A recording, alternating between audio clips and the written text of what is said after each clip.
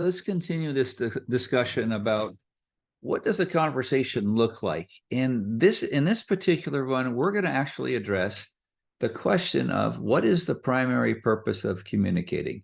Now, in the past, when I've asked this question of various people, I get responses such as, well, that's really important when you communicate to get the other person to understand you. Anyone who answers that teaches me a lot about what's going on in their mindset. Some people do understand that there's more to it than just getting someone else to understand what's going on. So I want to share with you some of the things, the research that I have found, and empirically what works the best. So the primary purpose of effective communication is all based on understanding. Now, you might be thinking, well, yeah, that's the point. I'm trying to get them to understand me.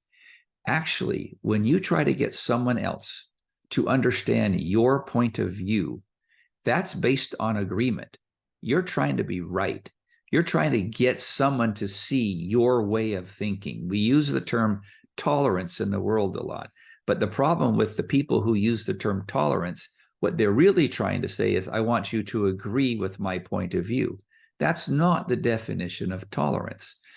So in this conversation, we're going to talk a little bit about why is it that effective communication is to understand what someone else is thinking. This is part of the empathy definition, the right definition of empathy.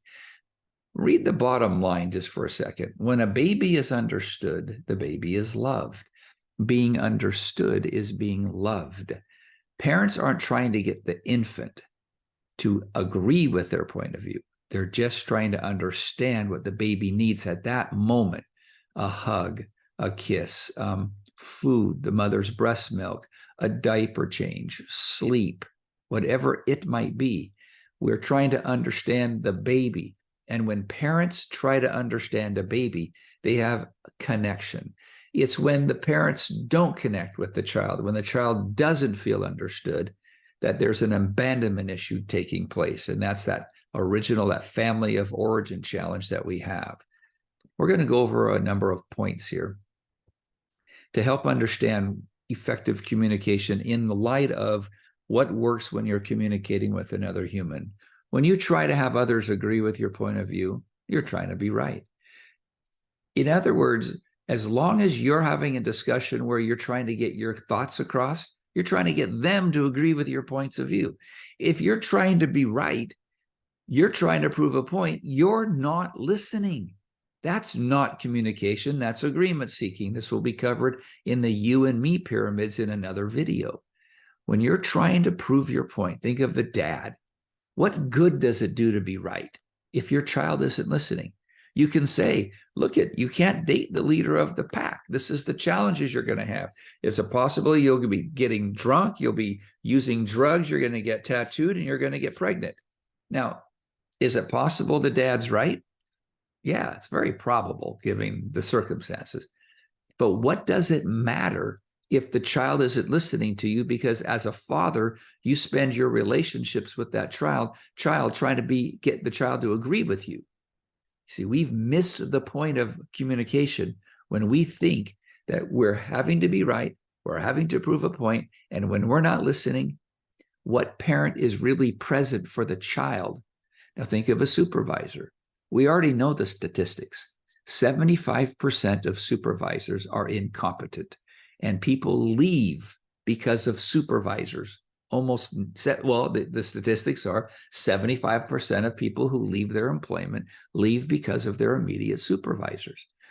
When you're not listening, when you're trying to be right, when you're agreement seeking, you're not present. And when you're not present, you cannot build trust. And this entire format, everything we're talking about, is based on the foundation of mutual trust and respect.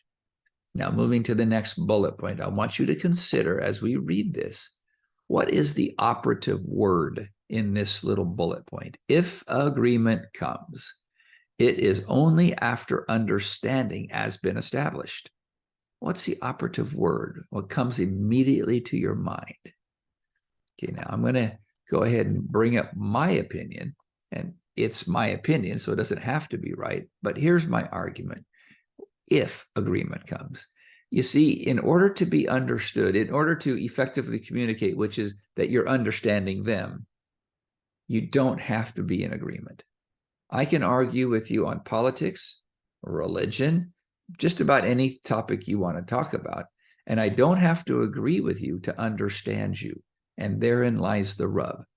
Political correctness is they want everyone to agree with them. It's a social addiction.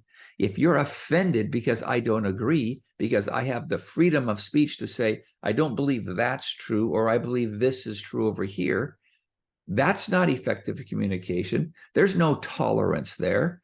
Tolerance is not agreement. Tolerance is really an understanding of the other person's point of view. But when it's only a one-way street, now I'm using the politics because it's allegedly a little safer, because you're listening to this and you're going to think of, okay, how is this impacting me? Who am I talking to? So Uncle Bob or Aunt Mary or my mom, my dad, my spouse, they always have to be right. Well, how much fun is it to be around someone who either has to be right or who is often offended? You can't have a point of view around them because they'll be offended because you don't agree with their point of view. Well, groupthink is a recipe for disaster. If you have groupthink, it's wholly unnecessary to have most of the people in that group because they're not really thinking.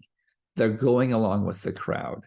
Now, finally, when you feel safe, you feel empowered and are willing to delegate control of the conversation to another, there's your power and control, which fosters a relationship based on mutual trust and respect. And my definition of love is mutual trust and respect. All right, that does it for this video. We'll talk to you soon.